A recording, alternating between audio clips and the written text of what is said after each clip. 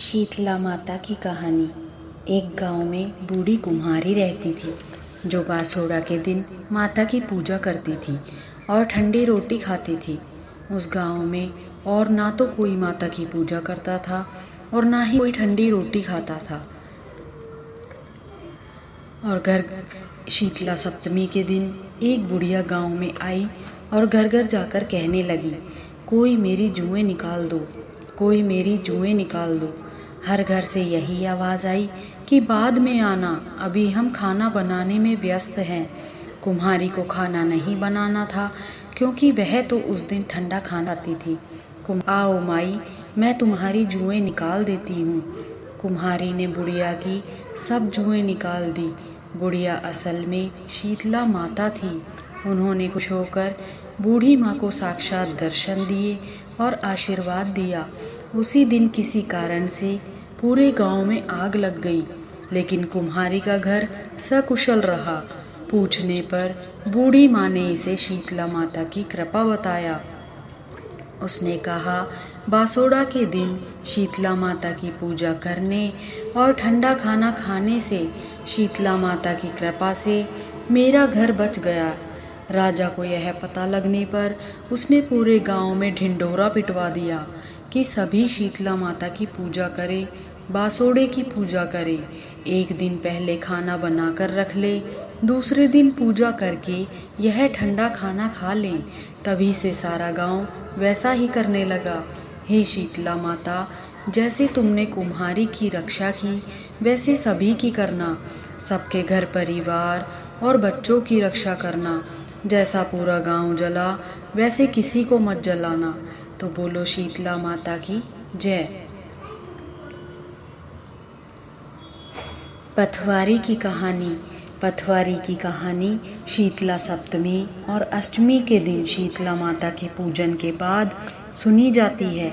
इससे पूजा का संपूर्ण फल प्राप्त होता है। एक पाल पर पथवारी जी बैठी थी। वहाँ दो व्यापारी लोग आए। एक के पास नमक से भरी गाड़ी थी, वह नमक बेचता था, और दूसरे के पास चीनी से भरी गाड़ी थी, वह चीनी बेचता था। पथवारी जी ने उन दोनों से पूछा कि तुम्हारे पास क्या है। दोनों ने सोचा सच कहने पर कहीं पथवारी जी मांग ना ले, इसलिए दोनों ने झूठ बोला। चीनी वाले ने कहा, मेरे पास लूण है, और नमक वाले ने कहा, मेरे पास खांड है। थोड़ा आगे जाने पर उन्होंने देखा कि नमक की गाड़ी में नमक चीनी में बदल गया और चीनी नमक में बदल गई। वो एक दूसरे पर चोरी का आरोप लगाकर झगड़ने लगे। रास्ते में एक सज्जन व्यक्ति मिला। उसने झगड़े का कारण पूछा तो एक ने कहा, इसने मेरा लूण चुरा लिया।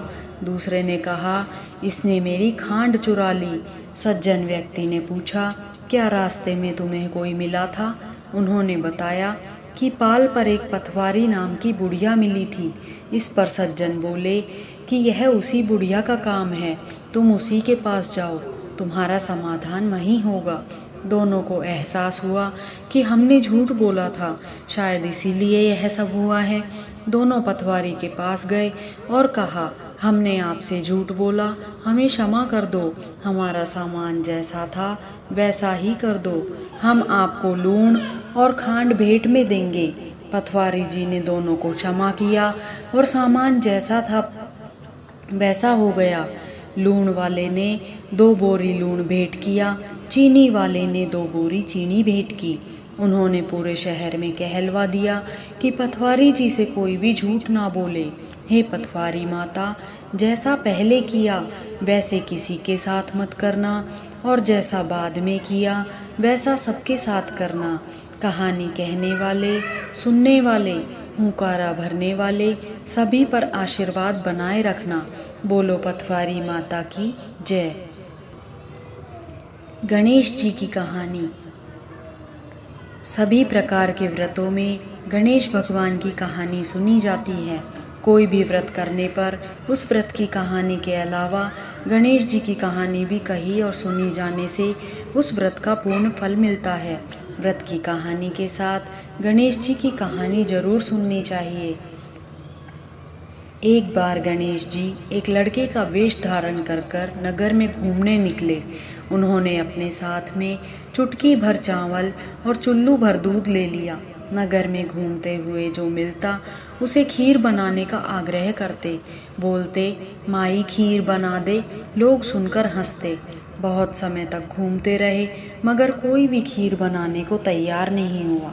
किसी ने यह समझाया कि इतने से सामान से खीर नहीं बन सकती, पर गणेश जी तो खीर बनवानी ही थी। अंत में एक गरीब बुढ़िया अम्मा के पास गए। उन्होंने बोला, मेरी खीर बना दे। बूढ़ी अम्मा ने कहा, बेटा चल मेरे साथ, मैं तुझे खीर बनाकर खिलाऊंगी। गणेश जी उसके साथ चले गए। बूढ़ी अम्मा ने उनसे चावल और दूध लेकर एक बर्तन में उबलने चढ़ा दिया। दूध में ऐसा उफान आया कि बर्तन छोटा पड़ने लगा। बूढ़ी अम्मा को आश्चर्य हुआ और कुछ समझ नहीं आ रहा था। अम्मा ने घर का सारा सामान, सारे बड़े बर्तन रख लिए, वो भी पूरे भर गए। खीर बढ़ती जा रही थी, उसकी खुशबू भी चारों तरफ फैल गई। खीर की मीठी मीठी खुशबू के कारण अम्मा की बहू के मुंह में पानी आ गया। उसकी खीर खाने की तीव्र इच्छा होने लगी। उसने एक कटोरी में खीर निकाली और दरवाजे के पीछे बैठकर बोली, ले गणेश तू भी खा, मैं भी खाऊं, और खीर खा ली। बूढ़ी अम्मा ने बाहर बैठे गणेश जी को आवाज़ लगाई, बेटा तेरी खीर तैयार है, आकर खा ले। गणेश जी बोले, अम्मा तेरी बहू ने भोग लगा दिया, मेरा पेट तो भर गया, खीर तू गांव वालों को खिला दे। बूढ़ी अम्मा ने गांव वालों को निमंत्रण दिया। सब हंस रहे थे। अम्मा के पास तो खुद खाने के लिए कुछ नहीं, पता नहीं गांव को कैसे खिलाएगी, पर फिर भी सब आ गए। बूढ़ी अम्मा ने सबको पेट भर खीर खिलाई।